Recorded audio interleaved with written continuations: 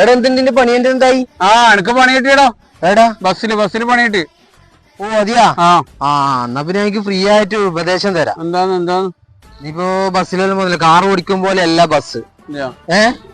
അപ്പൊ വെച്ച് കഴിഞ്ഞാല് നിന്നെ വിശ്വസിച്ചിട്ടാണ് ഇത്രയും ആൾക്കാരിന്റെ ബസ്സിൽ കയറുക. അപ്പൊ രണ്ടറ്റം മുട്ടിക്കാന്നും പറഞ്ഞിട്ട് നിങ്ങൾ മരണപ്പാച്ചിൽ ഓടാൻ പാടില്ല. ഓരോ മിനിറ്റിന്റെ പ്രശ്നല്ലേ?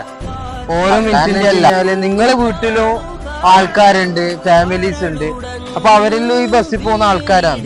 അപ്പൊ ആ ഒരു ചിന്തയില് നമ്മളെ സ്വന്തം ആൾക്കാരെ പോലെ കരുതിയിട്ട് വേണോ നിങ്ങൾ ആൾക്കാരെ കൊണ്ടുപോകാൻ വേണ്ടി. അത് നമ്മളെ സമയോപ്പിക്കാൻ വേണ്ടിട്ട് പോകുന്നല്ലേ? നീ എന്ത് സമർപ്പിക്കാനാ പറയും? സമർപ്പിക്കണമെന്ന് പറഞ്ഞിട്ട് പിന്നെ ആളെ നെഞ്ചത്തേക്ക് വാചം കെട്ടല. അതിന് വേണ്ടി ആവശ്യം ആരാണ് അതിന്റെ ഉദ്യോഗസ്ഥന്മാരെ കണ്ടിട്ട് ആ ടൈമിങ് സെറ്റ് ആക്കാന്നല്ലാണ്ട് അവര് നിന്നെ വിശ്വസിച്ചിട്ടാണ് ഈ ബസ്സിൽ കയറുന്നത്. അവരെ എത്തിക്കേണ്ട അടുത്ത് എത്തിക്ക.